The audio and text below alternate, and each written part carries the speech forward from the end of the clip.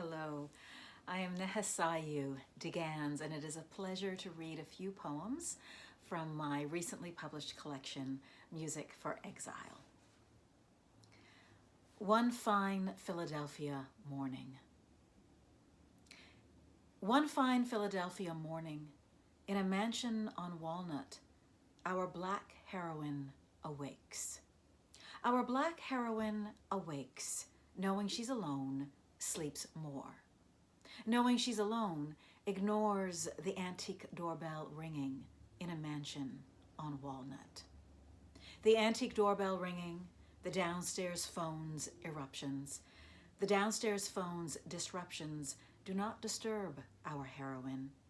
Our heroine is not perturbed, friendless in this new city. The antique doorbell ceases. Friendless in this new city, the staircase sighs, a door creaks. The staircase sighs, a door creaks. Arthritic trick of the wind? Just the wind's arthritic tricks? Our heroine sighs, hello? Friendless in this new city. Our heroine rises, hello? Peers down the railing's cascade, peering down the dark cascade, sees the thief. She's not alone. Does the man see her? She's stone. His back to her, she tiptoes. Our heroine stifles. Help. His back to her, he tiptoes. Down, down with a small black case. Down, down with a small black case. Dispatcher picks up. Whisper. Dispatcher picks up. Whisper. Ma'am, speak up. I can't hear you. Ma'am, speak up. I can't hear you.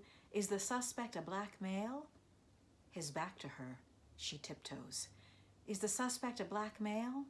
Dispatches old souls dusting. Old black souls dusting the rails of her grad school studio. In her grad school studio, Du Bois and Ellison march. Is the suspect a black male? Du Bois and Ellison watch the phone, a cop's loaded gun. A cop's loaded gun, her phone. Yes, he's black. Her tears are black. Yes, he's black. Her tears are black. Aren't all our heroines brothers? Du Bois's and Ellison's march. And that poem is a variation on a form invented by the poet Kate Rushin called A Crown of Sevens. There's a slight flaw, a slight variation in mine, so a variation on A Crown of Sevens. I live on a busy street in Brooklyn, so you may hear traffic in the background, the occasional siren. If I waited for it to be entirely quiet, I would never record these poems. So thank you. Next, When Last, which takes its title from a poem by Kamau Brathwaite, the late Caribbean poet. His poem, When Last Have You Seen Your Father? So I borrow just the first two words, a fragment of that title. And I also borrow one line from that poem by him. My authority was foot stamp upon the ground. And my poem is a triptych. When Last. 1. Here I am reduced to a mutter of ash, a harrow of bone, a dream of meningitis, where I cannot hum home, I cannot shell peas, I cannot quarantine money. My ambition was a thistle in my crown, a vague map, a vaulted ceiling, bright fruit in my pocket, we blanketed seas. I bundled up my wife and my children. My authority was foot stamp upon the ground. I nailed green stars to our palms. Here I am reduced to a siege of forgiveness, a flag in my widow's eye, before the shelter of coma, the triumphant corn, in the quiet, in the absence, I transform. 2.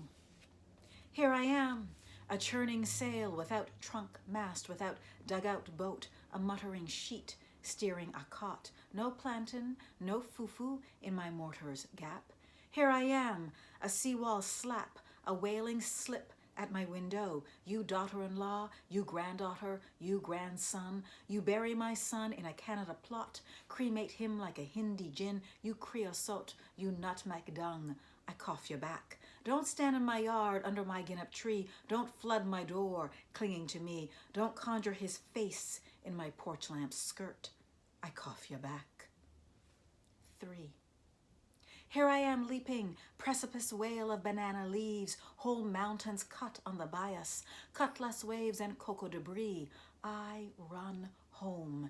Here I am bracketing breadfruit and ginnip gossip and porch lamp blare to stand in galvanized prayer in a hail of Mammy Mary's morning. Here I am pell-mell in a hurricane curse, her black purse brandished to bruise bone, peel rind, disown my father's face from mine. Here I am, a ginger lily awaiting a gap in the iron, a bent stalk, a loneliness, a loneliness, a loneliness. Father gone, grandmother has shut her door. And in this loneliness and what has been stillness for so many of us during this going on a year of social distance, I thought I would read at least one walking poem. And this is from the Undressing the River series, the first in that series. Undressing the River. Slow, salt-fired, abandon the beach. That oppositional miracle of hot black sand, the volcano's sputum of sparkling shit to the cruise ship. Pick your way. Rewind music to its source, what the trees drop, mountain kaizo, mango, copra, banana, dung. Your feet could stagger through and get caught, be stuck here forever, 2 nodes on the island's primordial web. Spot her, the cow, tamarind brown, horns, she spots you, grow very still. It is said Columbus's men from their vantage lost at sea, took one look and declared Wak Tikabuli a crumpled heap of paper. Clutch a sheaf of land, squish it into one's fist, then toss it on a seafaring table. Et voila, the impasse, Dominica. Leave the riverbank to her, the logos of what trembles underfoot, not the gutted estates, not the airport tarmac stocked for export, not the wait for IMF or EU subsidies.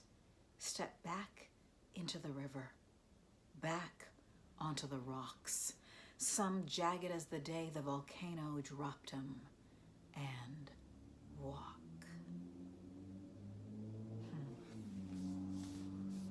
So as you can see, these poems journey Philadelphia so far, and then Grenada, when last where my paternal grandmother lived, and then Dominica in Undressing the River. And so with all this traveling, I am indebted to Guillermo Verdecchia, the Argentinian-Canadian playwright, director, and scholar, from whose play Fronteras Americanas the title of my collection is taken. And he writes, "It is music for exile, for the symptoms of migration. It is the languishing music of picking through your belongings and deciding what to take." And from that, I crafted a fractured villanelle.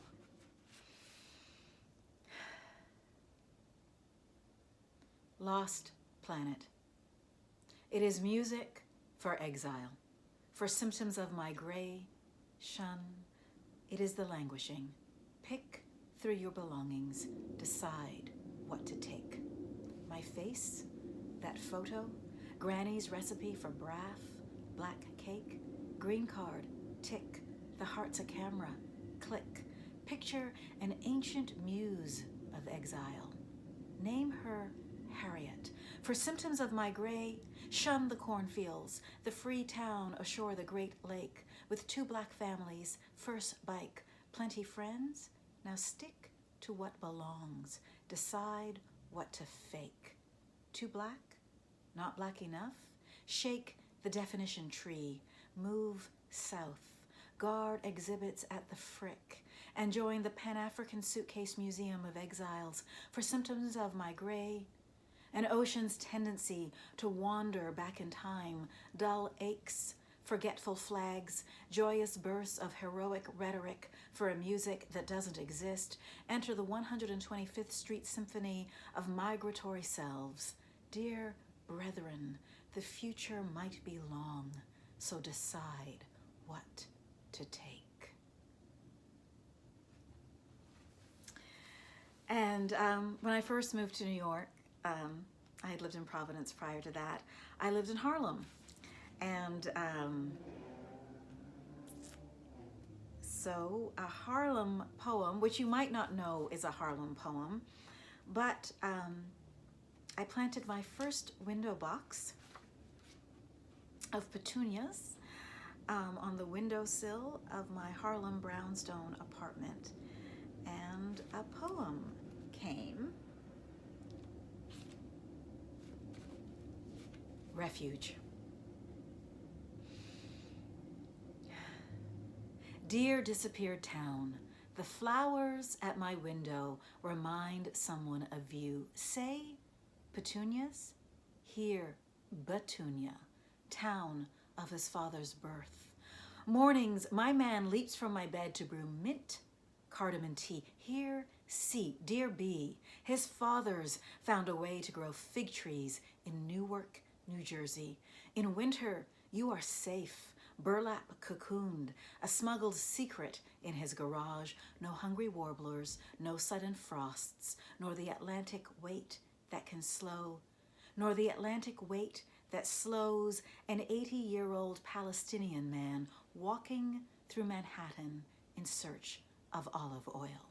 He scours bright shelves of the city. Home is a map salvaged purely from memory, and the beveled light in his hands. Olive oil as smoke, olive oil as wine, olive oil as desert mosque. Which orchard, which school, which mother, which son? Dear son, come summer he will lift. Dear son, come summer he will lift the trees and place them under your ardor, darning that lost farm with this cramped garden. For there's only one celestial arbor we all live under. He will become master seamstress, desert bee, O pollinating one. For here lies his secret to the ripening of figs in Newark, New Jersey. Prick each fig, every one, with a needle dipped in olive oil. A man crows, brings me tea and smoke. My man crows, brings me tea and smoke, purple fruit from the chain link garden. I gaze each coppery plum. Actually, that line is, I graze each coppery plum. Say home. Here, Chile, Brazil, Iceland, and Jordan. Seek the invisible navel. The mouth is a bulldozer? No. Our smoke velvet lips warble witness. Join in the map maker's prayer. This orchard, this school, this mother, this son, this fig, this room. No one can say gone is gone. Not the disappeared town, not the flowers. Bessie's hymn. The door I've been shouldering is ajar, a spoon of light, a threshold of honey, a cataract, a riot, a trumpet of honey. To pass through it now is to get wet with fire or rain, is to be a Bam hippopotamus woman, 880 BC, walking the sunken garden, an amphora of honey on her head. The sun's eye winks, sterling brown warbles, and honey oozes, opulently yolks, apiary riches, amber dollops into wild black air, and all the birds sing bass. I am paddling up a river of honey to stand in a field, a child in my hip. There is no field, there is no child. Yes, I am a buzz in this honey buckwheat field, a child on both hips. Honey hands tug at my hair. Men I ran with, subtitled All the Wrong Ones. One to Scrabble, one to contend in Wolof and French, one to scratch Adelberg whiskey from his sand blonde beard. An envelope opens. 2 frail petals tumble out. The peony in full bloom Monday washed away in last night's rain. Even I want to lick the slate clean. Waggle Orpheus was here. He came back for me. He held my hand and led, and all the birds sing bass. But now I see the hand I've been holding all this while is my own, a laying on of skirts, petals on the avatar's crown. My banished ones come back inside me to be born. Tuesday through a doorway, only honey, honey, honey. In the dream, Oshun is pulling book after book from my shelf. They all have my name on them. You've been busy, she says, and the honey spills from her eyes. She is smiling. You are ready. You know how to die. And the last poem for this set, feels like a bit of a rock star in one's own apartment, reading poems into a selfie screen, is Homecoming. And for the shape on the page, I sought to mimic, I don't know if you can pick this up, if the ring light glare, there it goes, maybe the shape of a newspaper column in a small town newspaper, perhaps. Homecoming. White-gloved and perched on the rear hood of the chrome-hubbed convertible, gleaming white in the Lake Huron sun, I am one of 3 girls chosen to be Vestal virgins to the altar of white, Diana's maidens to the homecoming queen. Our white-stockinged legs and polished white shoes brood statuesque over the rear red leather, our white eyelets shivering, our white ribbons flagging, our white gloved hands waving and waving and waving to the white faces lining the tree-lined streets, lining the small Scottish town.